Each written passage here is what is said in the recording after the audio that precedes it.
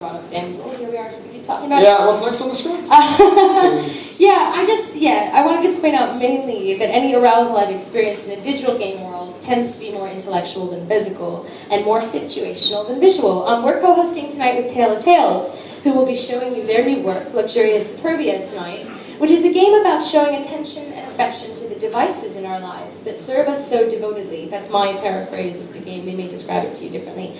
Right now, though, I'm thinking of their game before that, Bientôt l'été. Did anyone play that one? Maybe.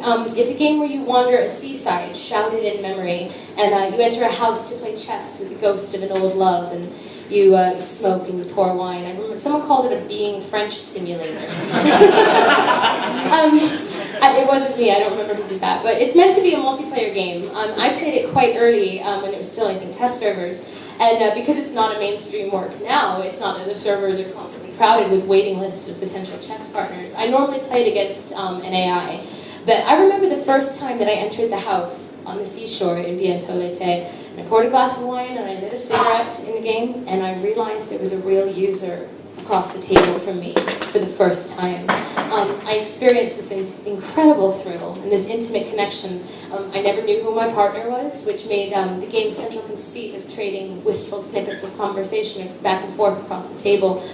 It was that much more interesting for me. I felt excited. I felt very attuned. Did it turn you on? Yeah, sure, a little bit, intellectually. There are all kinds of moments like that for me in games. As much as we talk about how there are a lot of ways that caffeine doesn't work, there was a thrill in some of the moments where you had to make decisions. What do you want for Vincent's love life, and how does that coordinate with what you want for your own? That entire sexual undertone in Silent Hill 2 was really thought-provoking for me.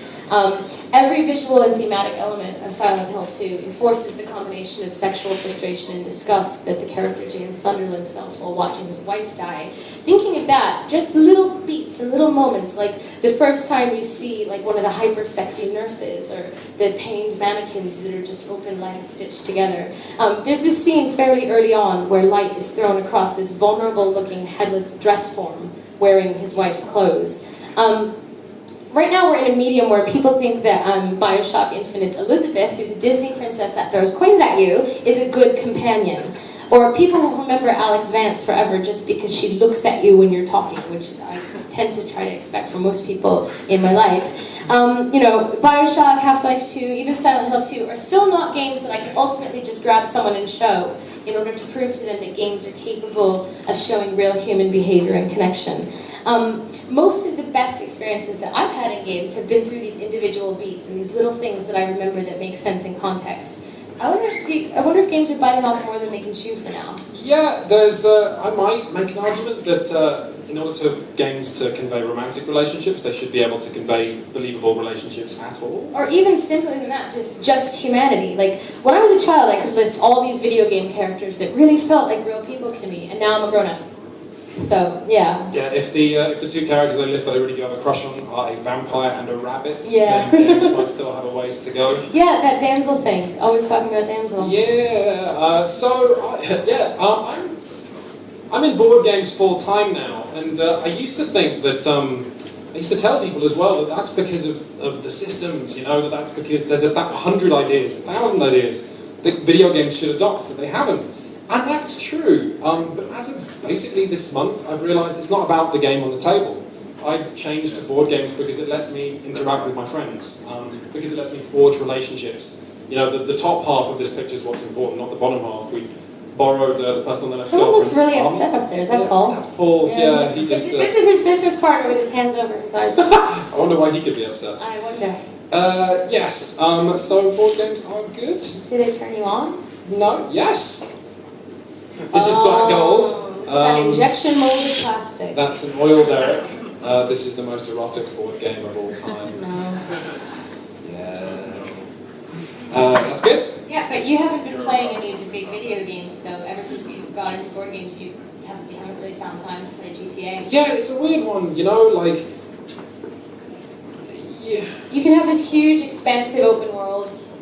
And it's just not quite there. And it's this backwards thing where the most primitive board games for me are still allowing for relationships that are exponentially more complex than even these trillion-dollar video games can manage. Yeah, so what do you think it might look like if games, in terms of forging real-world connections and relationships, what would it look like if they were walking before they were running? I see what you did there. Yeah! If games were walking before they were running, as far as relationships go, I think it would look like this. Animal Crossing, hottest, Surprise sexiest twist game. ending. This is our sexiest game award. It's not a real award. It's not a real award. Yeah. What do you think about Animal Crossing? I don't know. It's about nothing more than relationships. You know, as a premise, your job in Animal Crossing is sort of strip mine the land of fish and shells, and to be accretive, and to, once you make your house a little bigger, you have to make it a little bigger than that. And you break your back all day and night, and in the end of the day, all you really get from the surface mechanics of Animal Crossing is a bigger house and more stuff. What makes your time with the game worthwhile are the people that you play it with. Like, I see all my friends who plays Animal Crossing with friends or has done, right? You can speak to this a little bit, that you meet friends on Twitter, maybe that you don't live in the same geographic location as, and you can visit each other's house at night and watch pretend TV. Playing it by itself, again, bigger house, more stuff. It actually needs relationships to work. Which is why, you know, it has these 200 non-player characters. These randomized animals that people share stories about. I think you were pretty into Diana the deer from our village. Deer. Yeah, you loved her. Her wardrobe. But yeah, You weren't turned on by her? You just I might talk about Animal Crossing's importance in simpler terms. I would say that if we want games about love letters and one-night stands, then let's start with a game that's just about writing letters and visiting one another's houses. Where you can at least do some of that incidentally on your own time to begin with.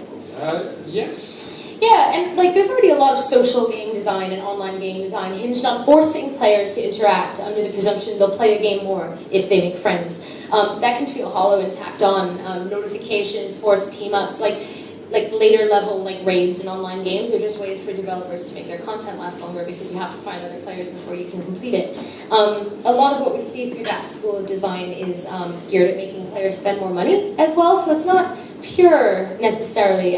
We always make fun of Nintendo for being quaint or not getting digital business models and the friend code and all that stuff, but maybe under that kind of pure timeless banner, is it possible to have a game that is about bonding for no other reason than the fact that bonding is good?